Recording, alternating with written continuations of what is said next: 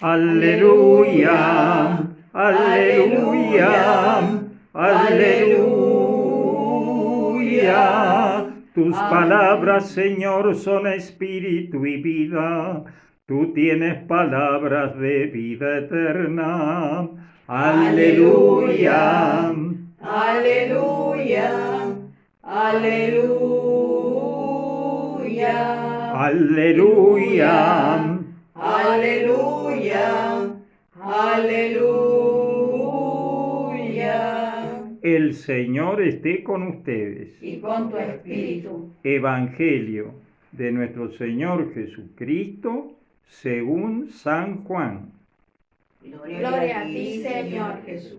Después de escuchar la enseñanza de Jesús, muchos de sus discípulos decían: es duro este lenguaje, ¿quién puede escucharlo?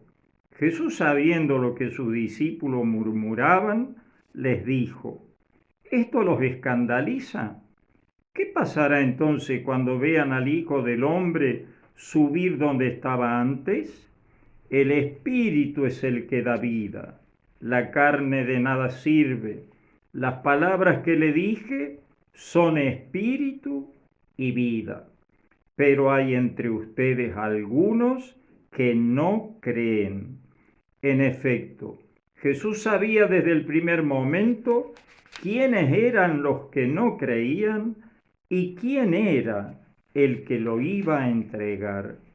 Y agregó: por eso les he dicho que nadie puede venir a mí si el Padre no se lo concede. Desde ese momento, muchos de sus discípulos se alejaron de él y dejaron de acompañarlo. Jesús preguntó entonces a los 12: ¿también ustedes quieren irse? Simón Pedro le respondió: Señor, ¿a quién iremos? Tú tienes palabras de vida eterna. Nosotros hemos creído y sabemos que eres el Santo de Dios. Palabra del Señor. Gloria a ti, Señor Jesús. Por el Evangelio proclamado sean perdonados todos nuestros pecados. Amén. Muy queridos hermanos, está claro ya desde la primera lectura algo que no debemos perder de vista y que tiene que ver con el Evangelio que acabamos de proclamar. ¿A quién queremos seguir? ¿De quién somos discípulos? Josué se lo dice en aquel primer momento allá en Siquem, donde estaba el Arca de la Alianza, a todo el pueblo israelita, en ese diálogo que hemos escuchado. Y ahora se nos propone a nosotros, muchos años después de eso, el mismo planteo. ¿Ustedes también quieren irse? Y como se nos propone a nosotros, se le propone a la humanidad entera en la medida en que van conociendo a Cristo y van conociendo el Evangelio.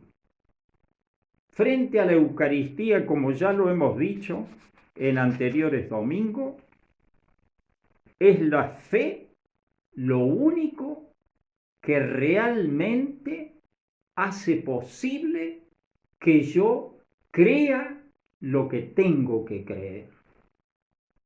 Porque es la palabra de Cristo la que me dice: si no comen mi cuerpo, si no beben mi sangre, no tendrán vida en ustedes. Y ese es el lenguaje que dicen estos otros. Es duro esto. ¿Cómo vamos a comer, a beber carne y sangre? Y Cristo, ¿qué les contesta? Ustedes lo entienden carnalmente esto. No. Acá hay un misterio del Espíritu Santo y es un misterio de vida eterna. Por lo tanto, es un misterio de fe. Así le va a llamar la Iglesia a la Eucaristía. Misterio de fe. Entonces acá es: ¿le creo a Cristo o no le creo a Cristo? ¿Cómo es la cosa? Este es el planteo que se nos hace en la Eucaristía. Por eso les decía yo en reflexiones anteriores que podemos saber el estado de fe de un cristiano, de un bautizado, por su amor y seguimiento a la Eucaristía. Esto ya me da una clara idea. Incluso me puedo preguntar a mí mismo, ¿y yo que voy a la Eucaristía? ¿Por qué voy? ¿A qué voy? ¿A quién busco? ¿Qué pretendo? Entonces cada uno de nosotros tiene que hacer una profunda reflexión al respecto. Y si he ido a misa, y si no he ido a misa también, me tengo que preguntar si soy un cristiano, una cristiana sincero. ¿Creo en Cristo? Porque es solo creyéndole a Cristo que yo voy a saber lo que es la Eucaristía. De lo contrario, me va a seguir pareciendo un pan bendito, un vino bendito, que eso es lo que piensan nuestros hermanos protestantes. Incluso algunos de ellos piensan que Cristo está, pero así, transitoriamente, y por eso nunca van a encontrar en ningún lugar protestante la Eucaristía reservada como la tenemos en todos los templos católicos, donde hay un sacerdote, donde hay una parroquia o alguna comunidad religiosa. Porque para nosotros la presencia real de Cristo en la Eucaristía es permanente, no es transitoria, no es mientras dura la celebración. No. Es permanente, por eso volvemos al sagrario, volvemos a la visita al Santísimo, y el cristiano verdaderamente fervoroso es una persona acostumbrada a ir a la Eucaristía, no solo a ir a visitar en el Santísimo, en el sagrario, sino, si puede semanalmente, por lo menos una vez por semana, vuelve a la misa y vuelve bien preparado para poder recibirlo a Cristo, no solo espiritualmente, sino realmente comulgando. Pidámosle al Señor entonces esta gracia de tener un corazón abierto a esta fe, un corazón donde se abra al misterio. Por eso en la segunda lectura se nos hablaba del misterio del matrimonio, el misterio del matrimonio, pero habla del matrimonio cristiano. Dejar al hombre a su padre y a su madre para unirse a su mujer y ser los dos una sola carne. Ya no son dos, sino uno solo. Y eso solo es posible en profundidad, cristianamente hablando, cuando Cristo es el que une. Y por eso no se entiende que haya gente que se dice cristiana y se junten, no se casen por iglesia. Ahí se ve claramente que una de dos, o han tenido muy mal catecismo, o su fe ha fracasado.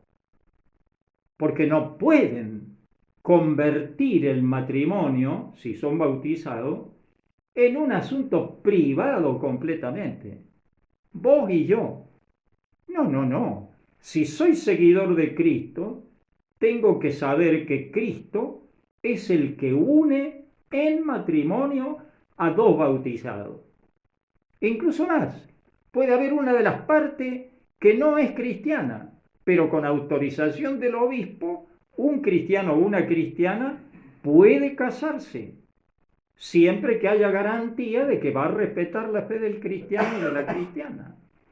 Así que todo tiene que ser con la bendición de la Iglesia, que es la entrada de Cristo en la vida matrimonial de esa pareja. Entonces, ven, la Eucaristía siempre nos pone a prueba.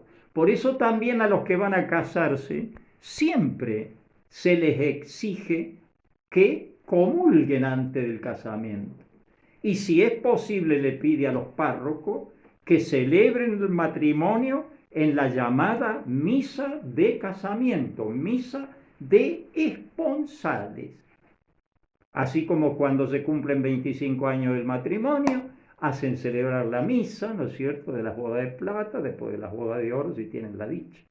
Entonces, hermanos queridos, acá es un seguimiento de Cristo que toca las cosas fundamentales de la vida cristiana y de la vida humana. En todo yo me tengo que preguntar, ¿a quién quiero seguir? Y tengo que dar la respuesta que dio San Pedro. Señor, ¿a quién más voy a ir que no sea a ti? Nosotros hemos creído en vos. Creemos que sos el santo de Dios. Decir eso significa, es decirle, vos sos realmente el Hijo de Dios hecho hombre. Y esta es la fe que tiene que aparecer después en los actos de la vida de cada persona, en sus pensamientos, en sus obras. Y tratándose de la Eucaristía, de la misa dominical, el que abandona eso, abandona a Cristo. Se olvida de Cristo, lo deja al lado a Cristo. Y por eso, si quiere volver a la comunión, tendrá que confesarlo y pedir perdón. Otro tanto, digamos, de quienes viven juntados, tienen que arreglar esa situación matrimonial. ¿Arreglarla qué significa? Que entre Cristo ahí. Tienen que celebrar el matrimonio como corresponde y prepararse adecuadamente como corresponde. Entonces, si tenemos problemas o encontramos gente en la confusión, no dejemos de ser misioneros y de con mucho cariño, con mucha cercanía, con mucha confianza, pero también con mucha claridad y firmeza, decirle, no estás en el camino de Cristo, te has apartado, te has ido para la banquina, diríamos nosotros, ¿no es cierto? O quizás te has ido ya a la mitad del campo. Todo depende de lo que encontremos y de lo que tengamos que tratar. Pidámosle al Señor que sea misericordioso y nos dé el valor de vivirlo nosotros para poder después corregir a otros. Pidámosle a la Virgen que nos haga la gracia de nunca perder la dirección, que es Cristo Eucaristía, que es seguirlo y que es seguirlo en el matrimonio y que es seguirlo en todos los asuntos fundamentales de la vida de un cristiano. Que así sea, hermano, en el nombre del Padre, del Hijo y del Espíritu Santo. Amén.